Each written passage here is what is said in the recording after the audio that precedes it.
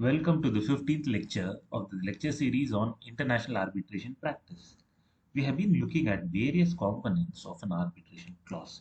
We have also been looking at various strategies to avoid defective or pathological arbitration clauses. Now we go to the drafting part. In this lecture, we draft the arbitration clauses from the scratch.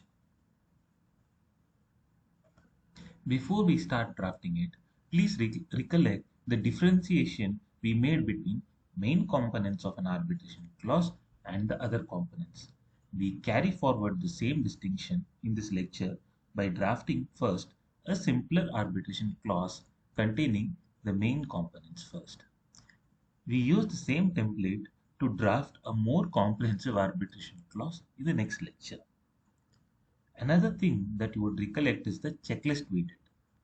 You could access the checklist, detailed checklist containing about 23 items from the link provided in the description to this video. Whenever you want to draft or write an arbitration clause, you could use the checklist.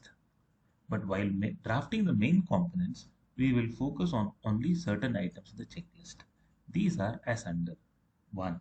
Whether all disputes arising out of or in relation to the agreement is sought to be referred to arbitration. 2. Whether the arbitration clause should provide for institutional arbitration or ad hoc arbitration. 3. How many arbitrators should constitute the arbitral tribunal? 1 or 3? 4. Whether there should be a process for appointing the arbitral tribunal. 5. Whether there should be an appointing authority in case the appointment process agreed upon by the parties fail in ad hoc arbitrations. 6. Whether the procedure of arbitration would be governed by specific rules, institutional or ad hoc, or the procedural rules contained in the arbitration law of a particular jurisdiction. 7. Where will be the seat of arbitration? These questions answer the WWHW acronym we saw in the previous lectures, where what stood for what kind of disputes should be referred to arbitration, who stood for who should be the person arbitrating or administering the arbitration or appointing the arbitral tribunal, how stood for how should the arbitration be conducted, that is the procedural aspect such as the applicable rules or statute, and where stood for the seat or the place of arbitration. For drafting the arbitration clause, we want to divide the arbitration clause into further components. But first we will divide the first question, that is what kind of disputes should be referred to arbitration, into various subcomponents. So first, scope of arbitration. So what do we want out of this out of all the disputes to be referred to arbitration? So any dispute is what is required to be referred to arbitration. So the first thing is any dispute.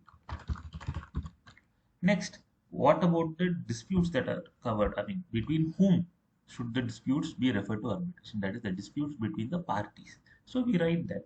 So any dispute between the parties, and the disputes are between parties who are actually parties to an agreement. Please recollect that what we are drafting is an arbitration clause, which means that it forms a part of a main agreement. So therefore we call it simply this agreement. So we say any dispute between the parties to this agreement. And what are the transactions or agreements covered? That we say arising out of or in relation to this agreement. So any dispute between the parties to this agreement arising out of or in relation to this agreement. So not any dispute is covered, but any dispute that arises out of the present agreement is what is covered. So that we make it specific. And we also say that before parties refer a dispute to arbitration, they should make attempts, at least good faith attempts, to resolve the dispute amicably. So we write that which could not be resolved amicably. Note that you need not even write this. So you can simply say any dispute between the parties to this agreement arising out of or in relation to this agreement without even using this phrase. You can simply say shall be resolved by arbitration, right? But we add this. There's nothing wrong in it. Parties can make some good faith attempts at settling this issue amicably, and if they are not able to do so, the courts generally don't require that parties should make, say, 3 months of amicable resolution, etc. But even without that, this clause stands on its own. So you note that there should be an unequivocal reference to arbitration. So it should be shall be resolved by arbitration. You can use alternative phraseology such as shall be referred to arbitration, etc. But the shall is very important. Let us say that we want to refer the matter to Singapore International Arbitration Center, which administers the arbitration and also constitutes the arbitrary body.